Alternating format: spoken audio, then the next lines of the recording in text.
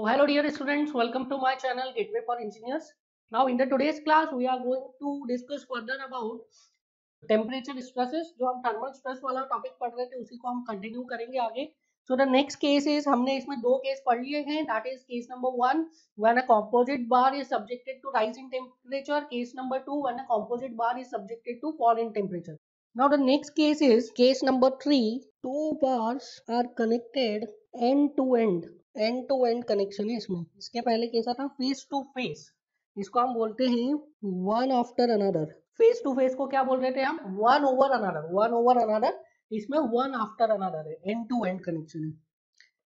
is subjected to rise in temperature when it is supported by fixed supports. Now in this case क्या है, there are two bars and two bars are fixed, are connected end to end connection है. So I am assuming that this is bar number 1 and this is bar number 2. So these are two bar number 1 and 2, and these are connected end to end, and both these bars are supported by fixed support. Now I am assuming that one of the bar is of steel. This bar number 1 is of steel and bar number 2 is of copper. The length of steel bar is LS and length of copper bar is LC. Area of steel bar is AS, area of copper bar is AC. Young's modulus of elasticity of steel bar is ES and Young's modulus of elasticity for copper bar is ES. So this is a system. इस system में क्या है, there are two bars and the two bars are connected end to end, one after the another. पहले एक है फिर उसके बाद दूसरा है, ठीक है. तो one after the another है and end to end connection है. So the bars are connected one after the another, or you can say end to end. And temperature of this system is raised by T degree Celsius. इसका temperature increase किया है, provided कि ये दोनों जो बार है these are supported by a fixed support के बीच में. Now what we have to calculate, we want to calculate stress in this system. कितना स्ट्रेस आएगा कॉपर में, कितना स्ट्रेस आएगा स्टील में. Now क्या ये कॉम्पोजिट बार है, ये जो सिस्टम है क्या ये सिस्टम में कॉम्पोजिट बार है? No, this is not a system of composite bar. ये दोनों कॉम्पोजिट बार नहीं है. कॉम्पोजिट बार का क्या कंडीशन है, the connection must be face to face connection होना चाहिए, और जो बॉन्ड है दैट शुड बी परफेक्ट, ठीक है. So in this case the connection is not face to face. Two members or two bars are connected end to end, so this is not a composite bar. देखिए composite bar को समझने के लिए क्या है, अगर आप क्रॉस सेक्शन कट करोगे एक composite bar का, देखिए जिस तरीके से हमने लास्ट वाला ये एग्जांपल लिया था, अगर इसका आपको ये क्रॉस सेक्शन कट करोगे तो इसमें आपको क्या दिखेगा, दोनों मटेरियल दिखेंगे. वेयरएज इस केस में अगर आप क्रॉस सेक्शन कट करेंगे कोई सा भी, सपोज यहाँ पे आप क्रॉस सेक्शन देखते हैं तो एक ही मटेरियल है, यहाँ पे देखेंगे तो एक ही मटेरियल है. So this is not a composite bar. Composite bar में क्या होता है, पैरेलल कनेक्शन रहता है, पैरेलल कनेक्शन. बट ये क्या है, इस केस में क्या है, there is series connection. Composite bar को और अच्छे से आपको इमेजिन करना हो तो you can consider a column or a beam. You can consider a beam. एक आरसीसी का बीम आप ले सकते हैं. तो आरसीसी का बीम में क्या रहता है, there is concrete and there is steel. So steel और कंक्रीट का जो अरेंजमेंट रहता है एक बीम में, मेन स्टील की बात कर रहा हूँ, मेन स्टील एंड कंक्रीट, उसका कनेक्शन कैसा रहता है, मेन स्टील एंड कंक्रीट का कनेक्शन रहेगा in the form of a composite bar, parallel connection रहता है. सो आप एक बीम आरसीसी बीम का क्रॉस सेक्शन कट करिए, कहीं से भी आप क्रॉस सेक्शन कट करोगे तो what you will get both the material in the cross section. आपको दोनों मटेरियल्स मिलेंगे, that is concrete as well as steel. So this is not a composite bar. सबसे पहले ये बताना चाहते हैं. Now due to rise in temperature जब राइज होगा तो क्या होगा, उसकी वजह से टेम्परेचर राइज होने की वजह से स्टील एक्सपांड होना चाहेगा, सिमिलरली कॉपर भी एक्सपांड होना चाहिए. नाउ इफ आई अज्यूम, मैं अज्यूम कर रहा हूँ कि ये जो मटेरियल है, ये जो सिस्टम है, इसमें अभी कॉपर नहीं है, ठीक है. इसमें अभी सपोज करिए कि ये वाला पार्ट नहीं है, कॉपर इसमें नहीं है. अगर कॉपर नहीं होता इसमें तो क्या होता, कॉपर नहीं होता तो स्टील एक्सपांड होता like this. This is free expansion. I can write this is free expansion of steel. I can write this as LS, alpha S and T, where alpha S is what? Alpha S is coefficient of thermal expansion of steel and phi alpha C is coefficient of thermal expansion of copper. So अगर यहाँ पे copper नहीं होता तो क्या होता, steel में expansion होता. कैसे होता, हमने वो डॉटेड लाइन से लिखा है. कितना होता फ्री एक्सपांशन स्टील में, that is length of steel into alpha of steel into T. ठीक है। नाउ सिंस यहाँ पे कॉपर है तो कॉपर क्या करेगा, कॉपर स्टील के एक्सपांशन को रजिस्ट करेगा। So what is copper doing, copper क्या कर रहा है, स्टील के ऊपर एक फोर्स लगा रहा है। कैसा फोर्स लगा रहा है, ऐसा फोर्स लगा रहा है कि स्टील का जो ये एक्सपांशन है ये क्या हो जाए, ये रिड्यूस हो जाए। सो कॉपर क्या कर रहा है, स्टील के ऊपर एक फोर्स लगा रहा है, फोर्स लगा रहा है, कॉपर स्टील के ऊपर फोर्स लगा रहा है सच दैट की जो स्टील का एक्सपांशन है ये एक्सपांशन क्या हो जाए, रिड्यूस हो जाए। सिमिलरली अब आप अज्यूम करिए कि इसमें देयर इज नो स्टील, कोई स्टील नहीं है इसमें। अगर यहाँ पर कोई स्टील नहीं है देन इन दैट केस मैं बोल सकता हूँ कि कॉपर एक्सपांड होता, कॉपर फ्री एक्सपांड होता है यहाँ पे। सो this is what, this is free expansion of copper and इसकी वैल्यू होती है L copper into alpha copper into T. ठीक है, जो येलो से लिखा है वो क्या होता है, फ्री एक्सपांशन होता है कॉपर में। नाउ सिंस यहाँ पे क्या है, स्टील भी प्रेजेंट है तो स्टील क्या करेगा, कॉपर के फ्री एक्सपांशन को प्रिवेंट करेगा, स्टील कॉपर के फ्री एक्सपांशन को प्रिवेंट करेगा एंड कॉपर को फ्रीली एक्सपांड नहीं होने देगा। क्यों नहीं होने देगा, क्योंकि वो एक रिएक्शन लगेगा आर एस एक फोर्स लगाएगा कॉपर के ऊपर एंड कॉपर के एक्सपांशन को क्या करेगा, प्रिवेंट करेगा। नाउ स्टील एंड कॉपर कैसे फोर्स लगा पा रहे हैं, कहां से फोर्स डिराइव कर रहे हैं, कैसे फोर्स लगा रहे हैं, ये फोर्स डिराइव कर रहे हैं from this fixed and. So fixed and से क्या हो रहा है, फिक्स्ड एंड से steel and copper force derive कर रहे हैं और स्टील कॉपर के ऊपर फोर्स लगा रहा है एंड कॉपर स्टील के ऊपर फोर्स लगा रहा है। नाउ सिंस ये जो सिस्टम है, this system is in state of static equilibrium, ये जो हमारा पूरा सिस्टम है ये system is in state of static equilibrium. So can I write summation of force in horizontal direction is 0 which means RC must be equal to RS must be equal to R. समझ में आया, जो दोनों forces है that must be equal, that must be equal. ठीक है, क्यों equal होंगे, because the system is in state of static equilibrium. अगर ये फोर्सेस इक्वल नहीं होंगे तो क्या होगा, सिस्टम अनस्टेबल हो जाएगा, सिस्टम स्टैटिक इक्विलिब्रियम में नहीं रहेगा। क्लियर है। नाउ ये तो हो गई हमारी इक्विलिब्रियम की बात, अब हम कॉम्पेटिबिलिटी की बात करते हैं इसमें। अगर मैं कॉम्पेटिबिलिटी की बात करूं तो what is the net deflection in steel. So can I write net deflection in steel is free expansion of steel plus contraction due to RC. free expansion जो भी हो रहा था स्टील का प्लस कॉन्ट्रैक्शन, या यहाँ पे अगर आपको साइन लेना है तो डायरेक्टली आप माइनस लिख सकते हैं, minus contraction due to RC. ठीक है, सो नेट डिफ्लेक्शन स्टील में कितना हो गया, delta net for steel this is equal to L of steel alpha of steel into T minus PL upon A RC into L of steel upon area of steel into E of steel. RC क्यों लिखा, क्योंकि RC is the force which is imparted by copper on steel। तो steel के ऊपर कितना force आ रहा है, RC। वैसे भी पूरे सिस्टम में RC RS इक्वल है, आप RS भी लिखोगे तो भी सेम ही आएगा या R भी लिखोगे तो भी सेम ही आएगा, बट समझ में आना चाहिए कि जो फोर्स लग रहा है स्टील पे वो कौन लगा रहा है, वो कॉपर लगा रहा है। तो कॉपर जो फोर्स लगा रहा है उसकी वजह से क्या हो रहा है, स्टील में कॉम्प्रेशन आ रहा है। तो स्टील में जो कॉम्प्रेशन आएगा उसमें PL अपॉन E वाले फॉर्मूले में जो डायमेंशन की प्रॉपर्टीज होगी और जो मटेरियल की प्रॉपर्टी होगी वो तो E वाली आएगी, बट जो फोर्स आएगा वो कॉपर जो लगा रहा है स्टील पे वो वाला फोर्स आएगा। ठीक है, सो यहाँ से डेल्टा नेट इन स्टील आ गया। Now similarly can I right net deflection in copper, लिख सकते हैं net deflection in copper that is free expansion of copper minus contraction due to RS, contraction due to RS. So can I write इसको, it is LC alpha C into T minus RS into LC upon AC into E। लिख सकता हूँ मैं। RS क्यों लिखा, again copper में जो compression हो रहा है वो किसकी वजह से, जो स्टील फोर्स लगा रहा है कॉपर के ऊपर उसकी वजह से हो रहा है। Now since ये जो सिस्टम है वो स्टैटिक इक्विलिब्रियम में तो RC RS is equal, this is delta net for copper। Now अब यहाँ पे आप समझिए, क्या मैं लिख सकता हूँ net deflection in the system is how much, 0। क्यों सिस्टम में डिफ्लेक्शन 0 है, because the system is fixed between two fix support, fix support के बीच में है, दैट इज व्हाई जो नेट डिफ्लेक्शन है वो कितना आएगा, 0। So can I write delta net for steel plus delta net for copper is 0। Now आप बोलेंगे कि इसके पहले वाला जो हमने न्यूमेरिकल किया था उसमें आपने बोला था net deflection of steel is equal to net deflection of copper, तो वो वहां का कॉम्पेबिलिटी था। ठीक है, वहां का कॉम्पेटिबिलिटी था, वहां पे क्या पैरेलल सिस्टम में और कॉम्पोजिट बार के केस में क्या था, ये प्रॉपर्टी थी उस बार की कि उन दोनों के बीच में there is a perfect bond face to face and दो जो मटेरियल है वो अलग अलग डिफ्लेक्ट नहीं हो सकते, अलग अलग एक्सपांड या कॉन्ट्रैक्ट नहीं हो सकते। बट इन दिस केस क्या हमारा कॉम्पेटिबिलिटी है, इस सिस्टम का क्या कॉम्पेटिबिलिटी है कि the system is fixed between two fix support. तो जो टोटल डिफ्लेक्शन होगा सिस्टम का that is zero, that is deflection of steel plus deflection of copper is zero. That means इसमें एक एक्सपांड होगा दूसरा कॉन्ट्रैक्ट होगा। वो चीज किस पे डिपेंड करेगी, वो डिपेंड करेगी अल्फा पे, लेंथ पे, टेम्परेचर पे और एरिया पे एंड ये पे, सब पे डिपेंड करेगी।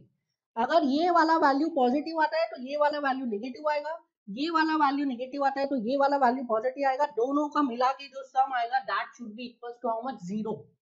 समझ में आ रहा है आपको?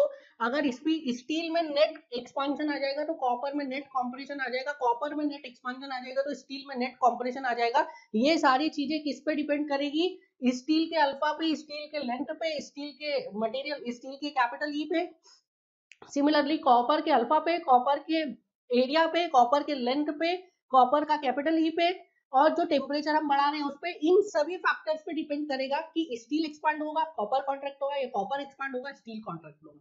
समझ में आया आपको? So delta net of steel plus delta net of copper क्या होगा, it must be equals to zero. क्यों होगा जीरो? Because the system is fixed between two fixed support. So can I write from here delta net of steel कितना लिखा था, it is length of steel alpha of steel into T minus R length of steel upon area of steel into E of steel plus for copper it is length of copper into alpha of copper into T minus R into length of copper upon area of copper into E of copper. This must be zero. Now I can write that R upon AS is how much? It is sigma S. And R upon AC is how much? It is sigma C. So can I write LS into alpha S into T minus sigma S into LS upon ES plus LC into alpha C into T minus sigma C into LC upon EC. This is equals to 0. Now this is what? This is equation number 2. What is our equation number 1? Equation number 1 हम यहाँ से लिख सकते हैं, this is equation number 1. So RC को मैंने लिखा sigma C into AC, this is equals to sigma S into AS. This is our equation number 1. So we are having two equations. So two equation, two unknowns. कौन कौन से unknown? It is sigma C and sigma S. So we are having two equations, we are having two unknowns, we can easily solve. Now एक चीज यहाँ पे आपको बताना है और that is in this case both steel and copper will be in compression. Both steel and copper will be in compression. ये तो हमको समझ में आता ही, हमें पता है जब भी हम टेम्परेचर इंक्रीज करेंगे किसी बार का एंड बार इज फिक्स्ड, जिस डायरेक्शन में उसका फ्री एक्सपांशन को हमने रजिस्ट किया हुआ है उस केस में उसमें क्या होगा, कॉम्प्रेसिव स्ट्रेसेस आएंगे, कॉम्प्रेसिव फोर्सेस लगेंगे। इन दिस केस ऑल्सो क्या है, the system is fixed between two fixed support and हम टेम्परेचर इंक्रीज कर रहे हैं, दैट मींस उसका फ्री एक्सपांशन क्या है, एक्स डायरेक्शन में इट इज रेस्ट्रिक्टेड। अगर फ्री एक्सपांशन को हम रेस्ट्रिक्ट करेंगे तो स्ट्रेसेस कैसे आएंगे, कॉम्प्रेसिव, रिएक्शन फोर्स कैसा रहेगा, compressive. In this case also both the material will undergo compressive stresses, दोनों में क्या आएंगे, कॉम्प्रेसिव स्ट्रेसेस आएंगे। नाउ नेक्स्ट लिखिए case number 4, two bars connected end to end, that is one after another and supported by fixed ends is subjected to fall in temperature, now in this case क्या हो रहा है, same assembly है but क्या कर रहे हैं हम, टेम्परेचर रिड्यूस कर रहे हैं। तो again what I am considering two bars and now these two bars will be subjected to fall in temperature. Now these bars are supported by a fixed support and temperature of this assembly is lowered, so T is fall in temperature. So this is copper, alpha of copper, area of copper, E of copper. This is steel, alpha of steel, E of steel and area of steel. Length of steel is LS, length of copper is LC. Now again assume करिए क्या है, again हम assume कर रहे हैं कि there is no copper, या there is no copper, copper नहीं है यहाँ पे। अगर इस सिस्टम में कॉपर नहीं है and there is only steel, तो जब इसका टेम्परेचर रिड्यूस करेंगे तो क्या होगा, टेम्परेचर रिड्यूस करेंगे तो स्टील कॉम्प्रेस होना चाहेगा लाइक दिस, ठीक है, स्टील क्या होना चाहेगा, कॉम्प्रेस होना चाहेगा। Now this is what, this is free compression of steel and इसकी वैल्यू कितनी हो जाएगी, it is LS alpha S into T, ठीक है। अगर कॉपर नहीं होता सिस्टम में तो क्या होता, स्टील का बार ही होता है एंड स्टील का बार एक एंड पे फिक्स है, दूसरा एंड फ्री है, तो क्या होता, स्टील कॉम्प्रेस होना चाहता एंड कॉम्प्रेशन आता उसका it is L alpha T L S into alpha S into T, but since system में यहाँ पे कॉपर है and both the bars are joint, both the bars are connected by a perfect bond, तो क्या होगा इसमें copper जो है वो स्टील को कॉम्प्रेस नहीं होने देगा। कॉपर क्या करेगा, स्टील के ऊपर एक फोर्स लगाएगा, tensile force. So this is RC. What is RC? RC is the tensile force exerted bye copper on steel. ठीक है, सो कॉपर क्या करेगा, स्टील को कॉम्प्रेस नहीं होने देगा, कॉपर स्टील के ऊपर एक फोर्स लगाएगा। सिमिलरली अगर मैं अज्यूम करूं कि इस सिस्टम में if there is no steel, अगर इस सिस्टम में कोई स्टील नहीं होता तो क्या होता, कॉपर कॉम्प्रेस होना चाहता, and this is what, this is free compression in copper, and इसकी वैल्यू क्या होती है, length of copper into alpha of copper into T, length of copper into alpha of copper into T, this is the free compression of copper. But since क्या है, since system में there is steel present, steel भी present है, तो steel क्या करेगा, steel copper को freely compress नहीं होने देगा because there is a perfect bond between steel and copper. So steel क्या करेगा, स्टील कॉपर के ऊपर एक फोर्स एक्सर्ट करेगा, tensile force, this is R S. What is R S? R S is tensile force exerted by steel on copper. So क्या होगा, R S क्या करेगा, स्टील क्या करेगा, कॉपर के ऊपर एक टेंसाइल फोर्स लगाएगा। Now due to this, can I write net deflection of steel? This is equals to minus of free contraction of steel plus expansion due to RC होगा, minus of free contraction of steel plus expansion due to RC. Similarly, net deflection of copper ये कितना हो जाएगा, minus of free compression of copper plus expansion due to R S, expansion due to R S, जो R S force लगा रहा है steel copper के ऊपर, उसकी वजह से जो कॉपर में एक्सपांशन होगा that is expansion due to R S. Now अब बिफोर मूविंग फर्दर आप ये देखिए कि स्टील और कॉपर ये फोर्स कहाँ से डिराइव कर रहे हैं, स्टील एंड कॉपर ये फोर्स डिराइव कर रहे हैं from the fixed and. So fixed and से यहाँ से लग रहा है आर एस एंड यहाँ से लग रहा है R C. So steel and copper क्या कर रहे हैं, फिक्स्ड एंड से ये फोर्स को डिराइव कर रहे हैं। So can I write since इस सिस्टम में there are no other force, there is no other force then RC and RS, RC और आरएस के अलावा कोई दूसरा फोर्स नहीं है। So can I write RC is equals to RS, कैसे लिख सकता हूँ, summation of all the forces in horizontal direction is 0. So RC is equals to RS is equals to R. Now यहाँ पे एक चीज और लिखना चाहूंगा मैं, that is sigma C, RC को क्या लिख सकता हूँ, sigma C into AC, this is equals to sigma S into AS. This is my equation number 1. Sigma C into AC, this is equals to sigma S into AS. What is sigma C and sigma S? Sigma C and sigma S is nothing but stress in steel and copper. So net deflection of steel आ गया हमारे पास, net deflection of copper आ गया, हमें पता चल गया कि जो फोर्सेस लग रहे दोनों मटेरियल में that must be equal. So can I right for this system, since this system is fixed between two fixed support, the system is fixed between two fixed supports, so can I right net deflection of the system will be how much, 0. Net deflection of the system will be how much, 0. So the net deflection of steel plus net deflection of copper must be equals to 0. क्यों equal होगा, because this is fixed between two fixed support, जो member है वो fixed है, कहाँ पे, दो fixed supports के बीच में। So the net deflection of the system is 0. So can I write net deflection of steel plus net deflection of copper is equals to how much, 0. So net deflection लिखिए steel का, steel में कितना था net deflection, steel में था net deflection, it is minus of free contraction is ls alpha s into t plus minus free contraction plus expansion due to rc, तो rc into ls upon as into es, ये हो गया हमारा net deflection of steel. Net deflection of copper लिखिए, it is minus of lc into alpha c into t plus expansion due to rs, expansion due to rs is rs into lc upon ac into ac. ठीक है, इसमें आपको बिल्कुल confuse नहीं होना है कि R S into L C क्यों लिख रहे हैं, R S is the force exerted by steel on copper. ठीक है, स्टील कितना फोर्स एक्सर्ट कर रहा है कॉपर पे, वो है R S, that is why जो कॉपर में एक्सपांशन होगा वो किसकी वजह से होगा, जितना स्टील उसके ऊपर फोर्स लगा रहा है उसकी वजह से होगा। So can I write R C upon S, so can I write R C is equal to R S is equal to R, So it is minus of ls into alpha s into t plus r into ls upon as into es. ये हो गया हमारा net expansion in steel minus L C into alpha C into T plus R into L C upon A C into E C. ये हो गया हमारा net deflection of copper. So R upon A S को मैंने क्या लिख दिया sigma S and R upon A C को लिख दिया sigma C.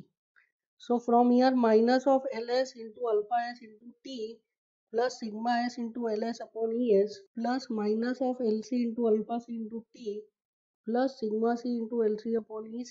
This is equals to how much? 0. This is my equation number 2. So two equations, two unknowns. कौन कौन से sigma s and sigma c we can easily calculate. हमारे पास दो equations है, दो अननोन्स है sigma c and sigma s. We can easily calculate. Now इसमें एक नोट लिखिए. In this case both steel and copper will be in compression. Both steel and copper will be in compression. दोनों steel and copper में क्या रहेगा? Compression रहेगा. Hello dear students, welcome to my channel Gateway for Engineers. Now in the last class we have discussed about various concepts of thermal stresses and अब हम क्या करेंगे उन concept के ऊपर question solve करेंगे. So हम अब कुछ questions को solve करने वाले हैं. So the first question is in front of you. A steel bar 600 mm long and 30 mm in diameter is reduced to 20 mm diameter for 1/3 of its length.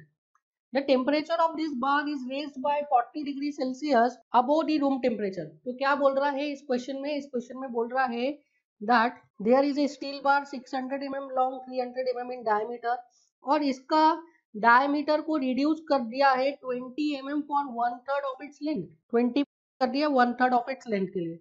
That means क्या किया है? So this was the bar of 600 mm length and इस bar के diameter को क्या कर दिया? Reduce कर दिया है 600 mm length and 30 mm diameter. Now इस बार के डायमीटर को क्या कर दिया है? इस बार के डायमीटर को रिड्यूस कर दिया है टू 20 mm. ठीक है, डायमीटर को रिड्यूस कर दिया है टू 20 mm. कितनी लेंथ के लिए किया है? 1/3 of its length. So this is 1/3 length, that is 1/3 of 600 which is 200 mm.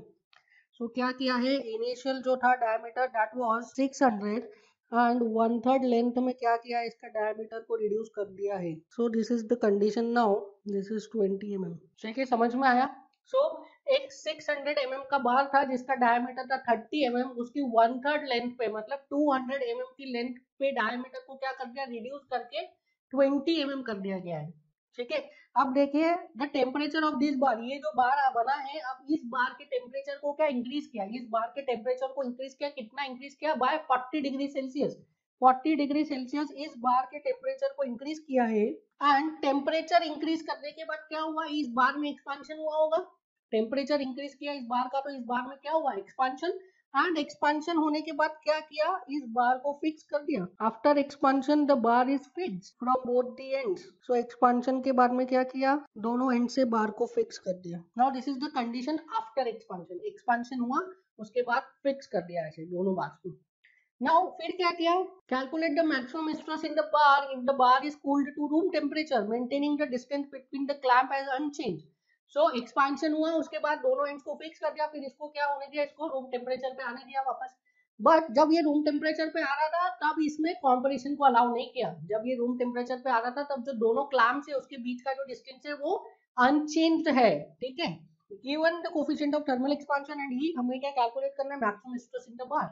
सो आपको समझ में आया क्या हो रहा है? पहले एक बार है, उस बार का टेम्परेचर इंक्रीज किया. जब बार का टेम्परेचर इंक्रीज किया तब उसमें फ्री एक्सपांशन अलाउड था, तो उसमें क्या हो गया? एक्सपांशन हो गया. अभी कोई स्ट्रेस आए क्या एक्सपांशन की वजह से? नहीं, एक्सपांशन की वजह से कोई स्ट्रेसेस नहीं है because the ends are free to expand. तो वो एक्सपांड हो गया. नाउ एक्सपांड होने के बाद क्या किया? दोनों एंड्स को फिक्स कर दिया. ठीक है, दोनों एंड्स को फिक्स कर दिया. अगर अब दोनों एंड्स फिक्स कर दिया एंड अब उसको अलाउ कर दिया कूल होने के लिए. नाउ अब क्या हो रहा है? बार का टेम्परेचर कम हो रहा है, बार कॉम्प्रेस होना चाह रहे हैं, बट बार कॉम्प्रेस नहीं हो पा रहा है. क्यों कॉम्प्रेस नहीं हो पा रहा है? Because of the fixed and, because of the clamp. Now अब आप बताइए कि किसकी वजह से स्ट्रेसेस आएंगे? राइज इन टेम्परेचर की वजह से और फॉल इन टेम्परेचर की वजह से. तो बार कॉम्प्रेस नहीं हो पा रहा है. दैट मीन जो स्ट्रेसेस आएगी वो किसकी वजह से आएगी? फॉल इन टेम्परेचर की वजह से. जब टेम्परेचर 40 डिग्री बढ़ाया था तब बार फ्री टू एक्सपांड था. उसमें स्ट्रेसेस नहीं आएंगे, it is free to expand. But जब टेम्परेचर कम किया तब bar was not free to contract, the bar was not free to contract, तो क्या हुआ, बार में स्ट्रेसेस आए। कैसे स्ट्रेस आएंगे, बार कॉम्प्रेस होना चाह रहा है बट कॉम्प्रेस नहीं हो पा रहा है, क्यों, क्योंकि उस पर सपोर्ट ने टेंशन लगा के रखा है। समझ में आया, सपोर्ट ने क्या किया, टेंसाइल स्ट्रेस लगा के रखा है। ये हम कई बार डिस्कस कर चुके हैं, अगर टेम्परेचर कम होगा and bar is fix between the fix support, तो उसमें क्या आएगा, टेंसाइल स्ट्रेस आएंगे। ठीक है, टेम्परेचर बढ़ रहा है and bar is fix between the fix support, तो उसमें क्या आएंगे, कॉम्प्रेसिव स्ट्रेस आएंगे। क्योंकि बार अगर टेम्परेचर बढ़ाओगे तो बार एक्सपांड करना चाहेगा, पर एक्सपांड नहीं हो पा रहा है, क्यों, क्योंकि उस पर सपोर्ट ने कॉम्प्रेसिव स्ट्रेस लगा रहा है। सो इन दिस केस जो स्ट्रेस आएगा वो किसकी वजह से आएगा, टेम्परेचर कम होने की वजह से आएगा, फॉल इन टेम्परेचर की वजह से आएगा। तो फॉल इन टेम्परेचर की वजह से कैसे स्ट्रेसेस आते हैं, टेंसाइल स्ट्रेसेस आते हैं। दैट मीन्स जो कॉम्प्रेसिव वाला ऑप्शन है वो तो यहीं से एलिमिनेट हो जाता है, कॉम्प्रेसिव वाले ऑप्शन एलिमिनेट हो जाते हैं। नाउ ये देखिए, in this case this is a case of what, this is a case of homogeneous bar. दो मटेरियल्स नहीं है इसमें, ओनली एक ही मटेरियल है। ठीक है, this is similar to case number 4, जो अभी हमने केस नंबर 4 देखा उसके जैसा ही है। Two bars are connected end to end and it is subjected to fall in temperature when the system is between two fixed supports। so same ही case है ये, two bars are connected end to end, but जो दोनों बार का material है that is same, the material of both the bar is same। ठीक है, so it is an example of case number 4, बस क्या किया, दोनों मटेरियल्स को सेम कर दिया।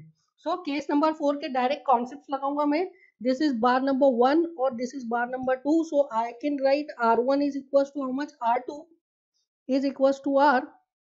so can I write sigma 1 into A1, this is equals to sigma 2 into A2। so calculate करिए A1 A2 की value, A1 is pi by 4 into 30 का square, A2 is pi by 4 into 20 का square. so pi by 4 into 30 का square into sigma 1 is equals to pi by 4 into 20 का square into sigma 2, pi by 4 से pi by 4 चला गया, sigma 1 कितना हो जाएगा, it is 4 by 9 of sigma 2। This is equation number 1। sigma 1 कितना आ जाएगा, 4 by 9 of sigma 2। now we know that delta net of system is equals to 0, so this is equals to free contraction minus of free contraction of bar 1 plus expansion in 1 due to R. ये हो गया first वाले बार का delta net. Now second वाले बार के लिए लिख सकते हैं minus of free contraction of bar 2 plus expansion, यहाँ पे प्लस आएगा, plus expansion in 2 due to R, this is equal to how much, 0।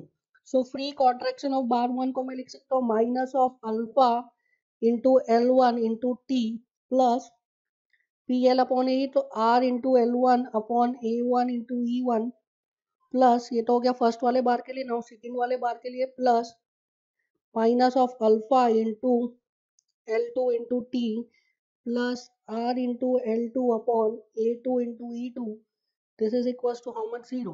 now from here you can write minus alpha into L1 into t plus R upon A1 को क्या लिख रहा हूँ मैं, sigma 1, so sigma 1 into L1 upon E1 plus minus alpha into L2 into t plus sigma 2 into L2 upon E2, this is equals to how much, 0। अब बताइए हमें क्या पूछा है क्वेश्चन में, क्वेश्चन में हमसे पूछा है मैक्सिमम स्ट्रेस, हमसे पूछा है मैक्सिमम स्ट्रेस, तो मैक्सिमम स्ट्रेस सिग्मा 1 होगा या सिग्मा 2 होगा, जहां पे एरिया कम होगा वहां पे स्ट्रेस ज्यादा होगा। हमें पता है this system is in state of static equilibrium, तो दोनों ही एंड्स पर क्या लगेगा, फोर्स इक्वल लगेगा। दोनों एंड्स पर अगर फोर्स इक्वल लगेगा दैट मींस उस एंड पर स्ट्रेस ज्यादा होंगे जहां पे एरिया कम है। सो बार नंबर 2 में स्ट्रेस ज्यादा होंगे तो sigma 2 will be more than sigma 1। सो ये पूरी इक्वेशन को मैं किस में ट्रांसफॉर्म कर दूंगा, in terms of sigma 2। So sigma 2 sigma 1 को रिप्लेस कर दीजिए 4/9 सिग्मा 2 से, so it is minus alpha into L1 into T plus 4/9 sigma 2 into L1 upon E1 minus alpha into L2 into T plus sigma 2 into L2 upon E2, this is equal to how much, 0। Values रखिए, minus alpha की value कितनी दी है, alpha की value is 0.0000012, तो इसको मैं क्या 12 इंटू 10 की पावर माइनस 6 लिख सकता हूँ।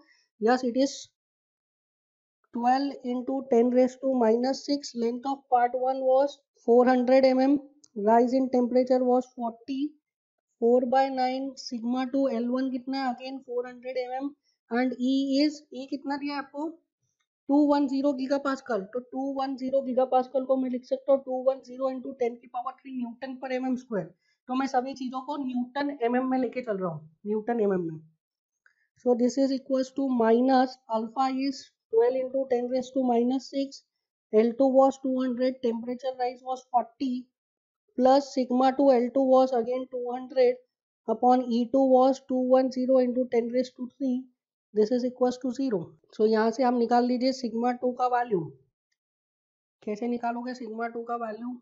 Sigma 2 into 4/9 to 400 by 210 into 10⁻³ plus 200 by 210 into 10⁻³, this is equals to 12 into 10⁻⁻6 into 600 into 40. So यहाँ से आपके पास सिग्मा 2 की वैल्यू आ जाएगी। The value of sigma 2 is coming out to be 160.11 Newton पर mm स्क्वायर, 160.11 न्यूटन पर mm square. तो देखिए कोई आंसर मैच कर रहा है क्या? So 160.11 Newton per mm square, the correct answer is C, 160.11 Newton per mm square. Now the next numerical is two rods are joined together and the entire assembly is supported between two rigid walls as shown in the figure. The cross sectional area and the Young's modulus for both the material is 0.015 square meter and 15 gigapascal respectively. The coefficient of thermal expansion for the first bar is 0.000006 degrees Celsius and for the second bar is 0.000015 degrees Celsius. Calculate the stress developed in the rod if the entire assembly is heated by 40 degrees Celsius. So in this case the entire assembly is heated by 40 degrees Celsius and there are two bars, दो बार है जिनका की size दिया है 0.15 square metre and capital E दिया है 15 gigapascal. So in the figure, two bars are given, bar number 1 and 2. The length of bar number 1 is 3 meter and that of bar number 2 is 2 meter. ठीक है, now अब इसका पूरा concept आपको पता है, आप वीडियो को पॉज करिए और एक बार इसको खुद से सॉल्व करिए. दिस इज इजी न्यूमेरिकल, आपसे होना चाहिए. सो क्या दिया है मटेरियल 1 का for 1, alpha for 1 is 1 2 3 4 5 6 into 10 raised to minus 6 per degree Celsius. Alpha for 2 is 1 2 3 4 5 6, 1.5 into 10 raised to minus 6 per degree Celsius. Area दिया है A1 is equals to A2 is 0.15 meter square and E1 is equals to E2 is how much? It is 15 gigapascal and delta T for both the material is 40 degree Celsius. Now आपसे क्यों पूछा है, क्या पूछा है? In the first question calculate the stress developed in the rod. First question में क्या पूछा है? स्ट्रेस पूछा है.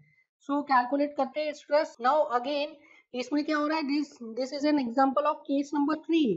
केस नंबर 3 का एग्जांपल है. बस दोनों जो बार है उनका मटेरियल सेम है, दोनों बार का क्रॉस सेक्शनल एरिया सेम है. Otherwise this is an example of case number 3. क्या है? Two bars are connected end to end and the entire assembly is subjected to rise in temperature. The system is fixed when the system is fixed between the fixed support. So can I write for this R1 is equals to R2 is equals to R. So sigma 1 into A1 equals to sigma 2 into A2. So since A1 is equals to A2, so sigma 1 किसके बराबर हो जाएगा? sigma 2 के. So this is my equation number 1. Now I can write, since the system is supported by a fixed support, so I can write net expansion or I can write net deflection of the system. Net deflection of the system कितना हो जाएगा? 0. Net deflection of system will be 0. Now अगर net deflection system का 0 है तो can I write free expansion of bar 1 minus contraction of 1 due to R2. This is what? This is net expansion of part 1. This is net expansion of part 1 plus net deflection of part 2 को लिख सकता हूँ मैं free expansion of part 2 minus contraction of 2 due to R1. This is equals to how much? 0. So can I write free expansion of part 1 is L1 alpha into T minus R2. Contraction of part 1 due to R2 is PL upon E. P कितना है? R2. R2 into length किसका होगा? जिसका contraction आ रहा है, that is L1. Upon A into E. A E क्यों लिखा? Because दोनों ही पार्ट के लिए ए एंड ई सेम है।